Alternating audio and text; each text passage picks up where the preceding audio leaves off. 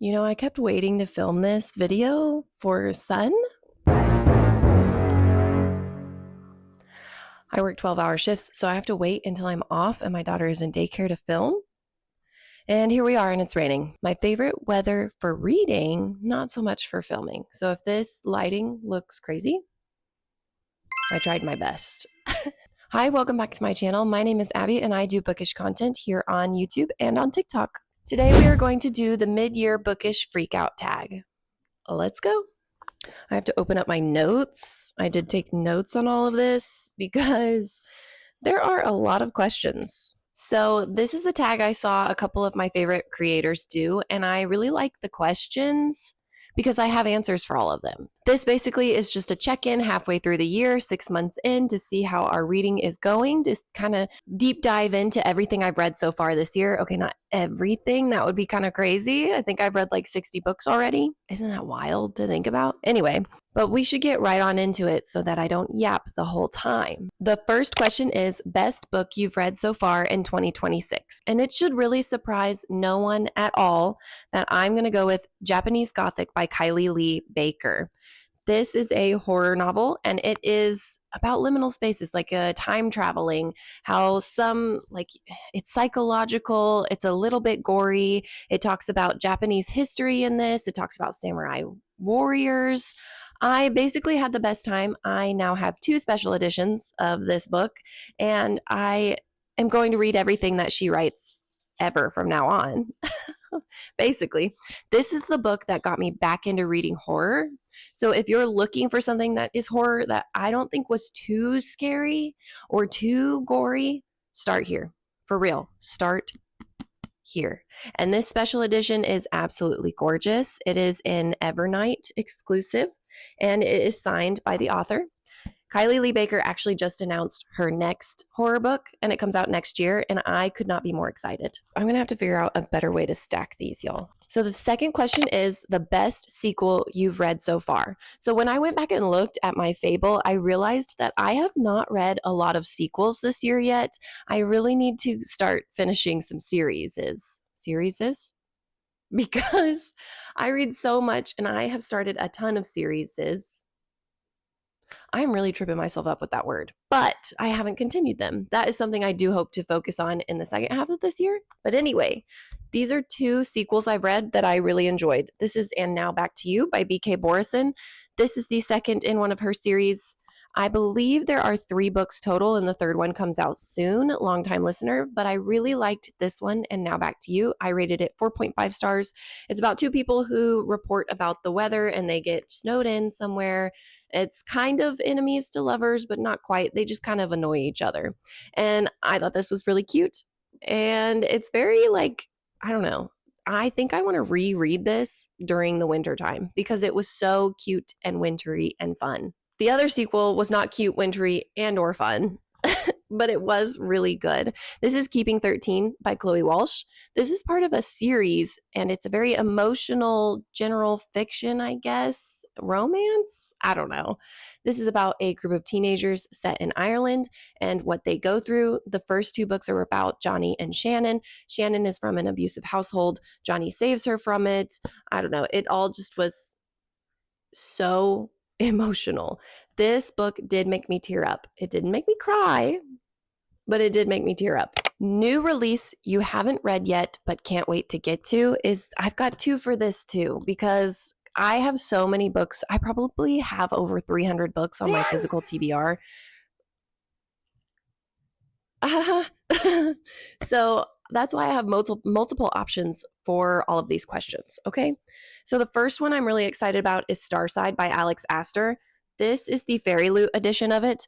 This is a dark romantasy about, I know that there's a dragon in it. I know there's magic. Look at the inside. Look how cool. I believe it's enemies to lovers, like true enemies to lovers. This is the book where people always quote it and say, hate me harder. Yeah, that sounds right up my alley. Plus, this is gorgeous. I don't know how I'm even going to read this because this is beautiful. I don't want to damage it. And then the other one that I'm really looking forward to is The Winged Game by Sophie Kim. Look at how beautiful this Allurial edition is. The colors in this are so fun. This is like sports romance meets fantasy, which I think is cool. It kind of gives me Quidditch vibes a little bit. But it says fantasy meets sports romance in the sizzling slow burn novel in which the disgraced star of a brutal magical sport must team up with the rival who destroyed her career. And it's called Carry Witchet, the violent rugby-esque game played atop winged beasts. So I don't know. That sounds so different. That's a new concept, sports fantasy romance, and you will be seeing me read this soon. Most anticipated release for the second half of the year. So I have pre-ordered editions of both of these books. I have The Knave and the Moon by Rachel Gillig. This is the second in a series by her that is fantasy romance. The first one was really good. It has knights, it has prophetic dreams, it has weird religion. I just had a great time. The gargoyle side character, Bartholomew, is so sweet and pure and precious. Just all around had a great time with The Knight and the Moth. So I am very excited for The Knave and the Moon. In fact, that is probably my most anticipated book of this new year. Or, yeah, this new year. Can I say that being halfway through the year? You know what I mean.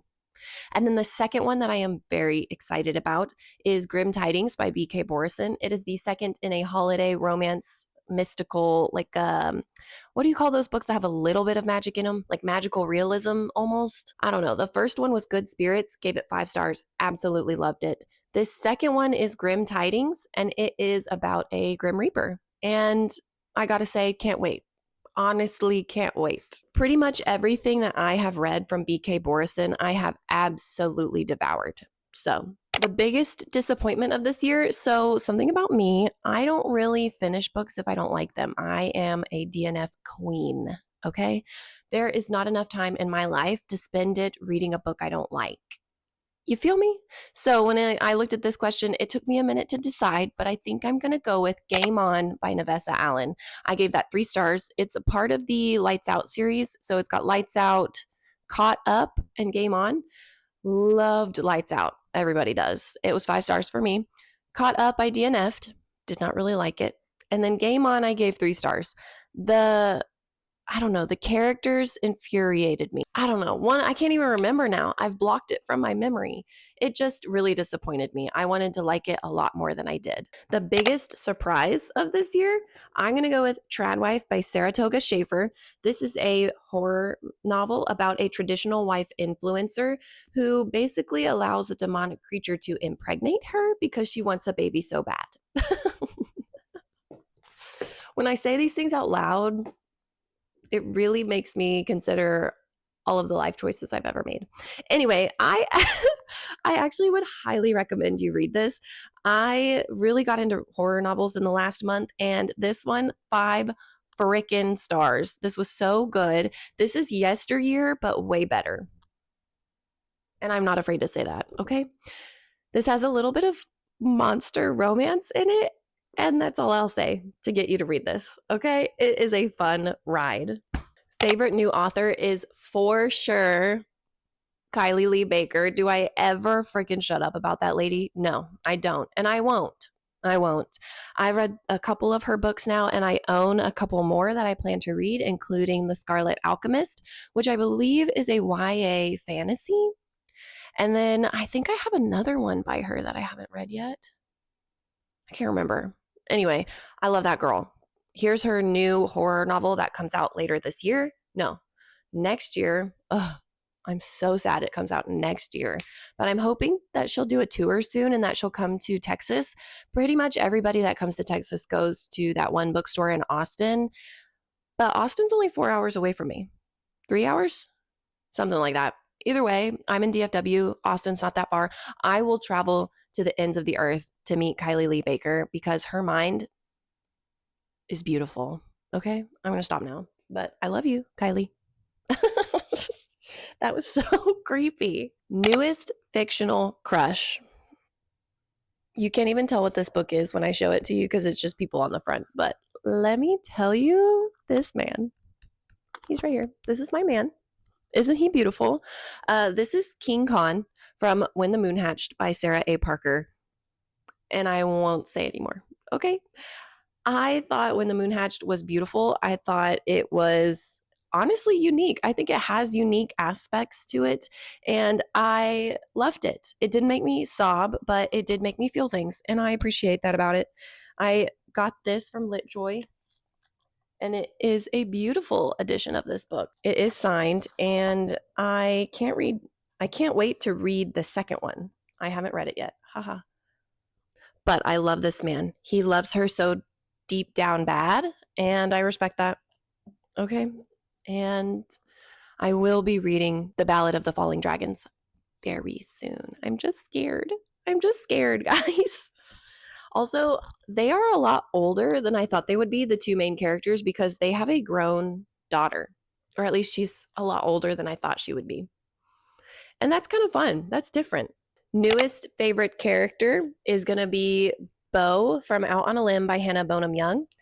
Bo is the most pure cinnamon roll of a male main character, and I absolutely love him. The way that he talks to Wynn, the girl in this book, and the way that he cares for her and their unborn baby is literally the most beautiful thing I think a man could ever do, is provide for his family while being a loving and supportive partner, period. It's a little too real for me, but just so you know, I love this man. I love everything about him. So a book that made me cry, I had to dig deep back into my archives of stuff I've read this year, and I am actually going to go with Theo of Golden by Alan Levi. I gave this book 5 stars. This was beautiful, okay? This is a general fiction novel it's about an old man who arrives to this small town, and he goes to a coffee shop and finds drawings of all the different townspeople hung up in the coffee shop. So he meets the artist, and then he decides to start gifting these portraits back to their owners. And in doing so, he learns the stories of all those townspeople, and it inspires him. And there's like a little bit of mystery of who this old man is and where he came from and where he got all his money. And first of all, Mr. Alan Levi, I do not like you for that ending. Okay. I do not like you at all. That book made me cry because I just did not see that coming, and I hated it, but I loved it. But I loved it. It also talks about religion in there. It does come across a little bit pretentious, but take it from me as somebody who is really not religious, it didn't bother me. I thought he did it in a way that didn't come across as preachy or too pretentious, and I loved it.